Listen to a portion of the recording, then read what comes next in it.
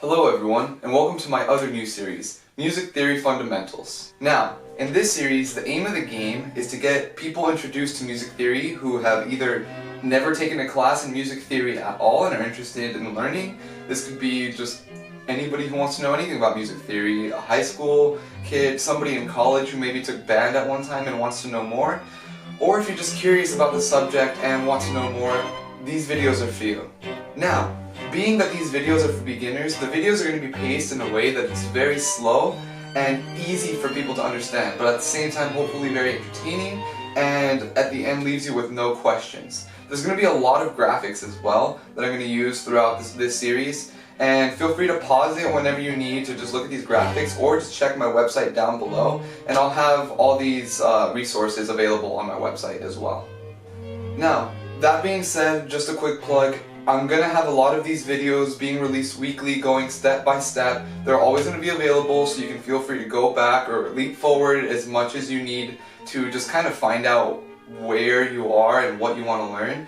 And later in the future I will be doing more advanced theory videos as well, as I had stated in my other video. And what I do on those will depend, but I will be doing those, so keep an eye out for those as well. Alright, well that being said, I think that's everything. Let's go ahead and get started with day 1, Theory Fundamentals. Alright, so first things first, I want to clear up this myth and misconception that people have about music theory. Well, not everyone, but most people that I hear that don't know anything about music theory, that see really advanced scores or see all this analysis and all these things going on, they're just like, oh my god, what does it mean? What are these notes? Why are there so many lines? What do the little hashtags mean? Look, relax. It'll be fine. All you need to know to understand basic music theory is you have to be able to count from 1 to 4, so 1, 2, 3, 4, and know your alphabet from A to G. I still struggle with both of these things, but here I am today. Seriously though, you need to know these things if you want to learn basic music theory, so if you're a preschooler watching this video, you might have to study up. Otherwise, let's get started with the musical alphabet. Now, the musical alphabet contains the letters A through G. A, B, C, D, E, F, G. That's it. Congratulations, you are now a musician. But these are the only letters you need to know. So the way the musical alphabet works is it goes from A to G and then begins again at A. So as soon as you get to G, then A comes next. And it works backwards as well. If you're going down backwards, so C, B, A, then you start at G again on this way. Now, we'll go into more detail about what these letters are used for in just a few minutes. I just want to get that clarified so that you're not confused later on. You say, But Jay, A doesn't come after G. It does. Trust me. It does. Alright, so if you need some time, go ahead and pause the video right now. Just kind of get the hang of it, seeing it, G, A, B, C, D kind of thing, and just do it a couple times so you're comfortable with it, and we're going to move on to the next part. Okay, so now we're going to go into what these letters do, where they go, what do they mean? Alright, so right here is what's called a musical staff. For the purpose of this video right now, we're just going to use the treble clef, which is shown right here. Another name for the treble clef is also the G clef. The reason for this is that nice little circle around that line right there. Yeah, that one. That's a G, as in that line represents the letter G. Now, a little tangent. What these letters mean is letters and these lines dictate pitches in music. So when you hear someone playing music, if you hear a high pitch, it's going to be higher up in the staff. If you hear a low pitch, it's going to be lower down in the staff. And each note is represented by a letter. So A is a note, B is a note, C is a note. So if we're going up following the alphabet, A would be here, then we would have B, then C, going up. Now we can have it backwards. A is right here, then we have G, F, and E. That being said, now we know what the letters represent and what it means on the staff. Now the reason that the musical alphabet had to repeat is because Technically, this is infinite. The only thing limiting how high or how low you can go is the range of the instrument, voice, or whatever else that you may be writing for.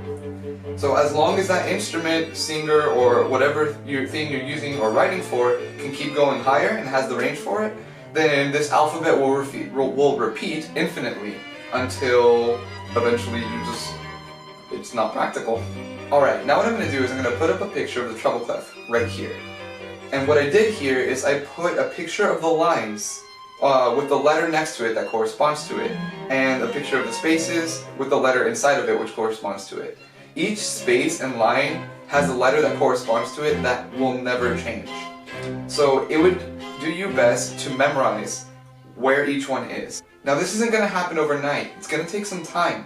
So take some time, pause this, go on my website, print out the copy, or just write it down on a piece of paper. That way you have time to take it in and memorize it.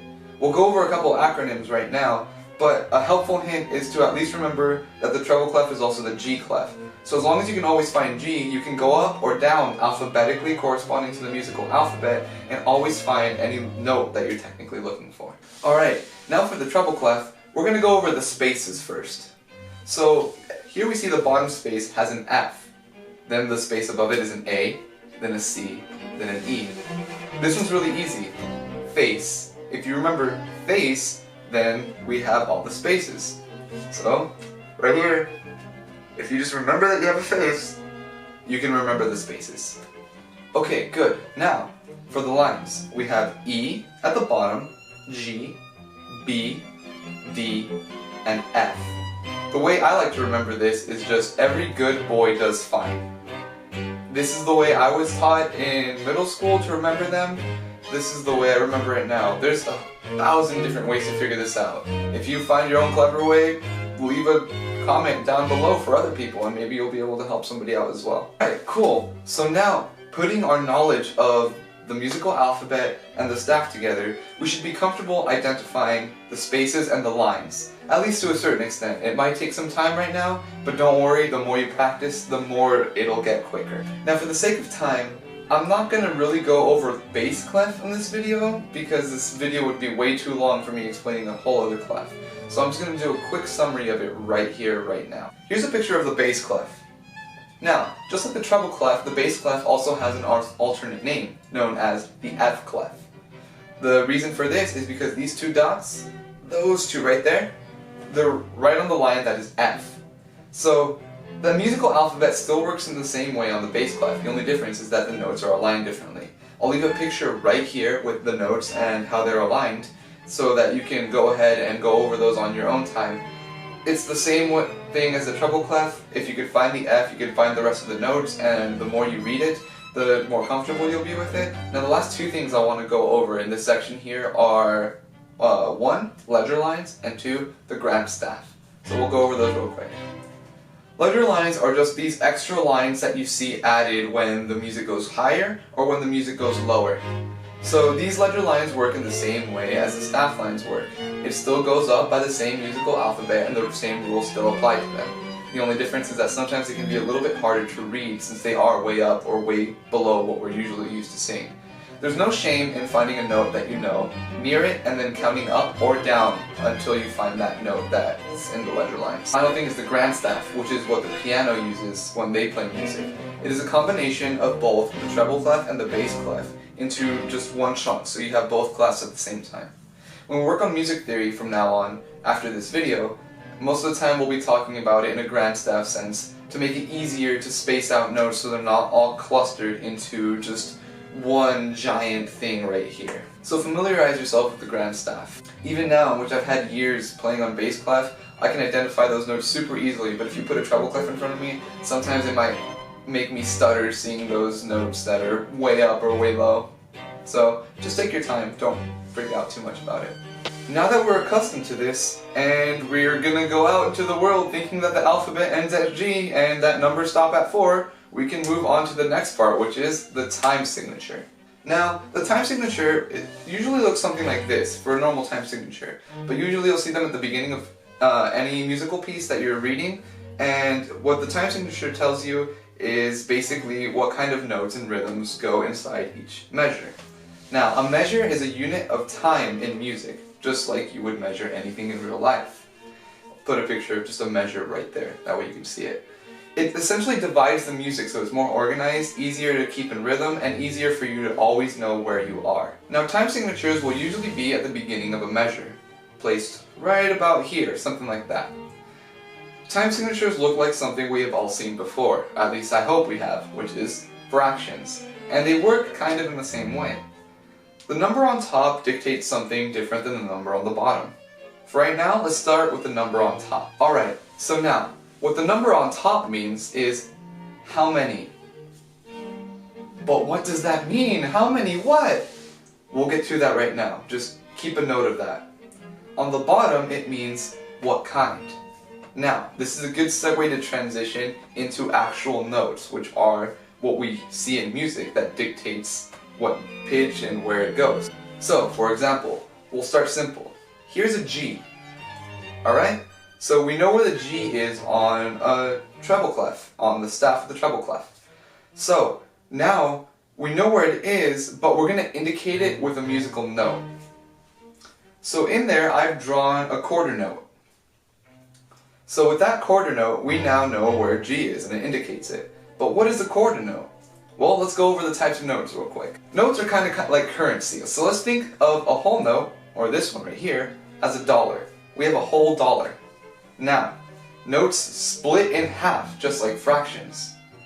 So we have a whole note, then we split it in half, and we get two half notes, kind of like two half dollars. And then what we're going to do now is split that half note in half, and we get two quarter notes, right? So let's stop there for right now. We have a whole note, which is $1, a half note, which is half of a dollar, or 50 cents. So with that, we can fit two 50-cent coins into $1. So two quarter notes fit into the same time span as one whole note. Now divide those half notes in half, and we get quarter notes.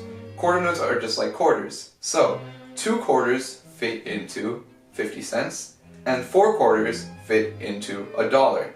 And it just keeps branching out this way. And it'll go down technically infinitely, but that's not probable either. So go ahead and pause this video now. I'll leave the diagram right up here so you can take some time to kind of see how the notes work.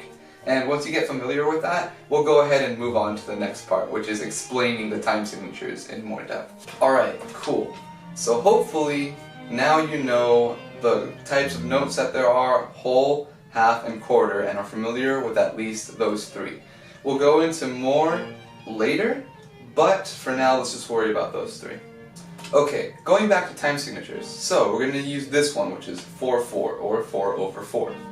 We previously said that the number on top means how many. Well, now referring back to the notes that we've learned, how many is asking how many notes fit in a measure. So if the top number says 4, then we know 4 notes fit in a measure.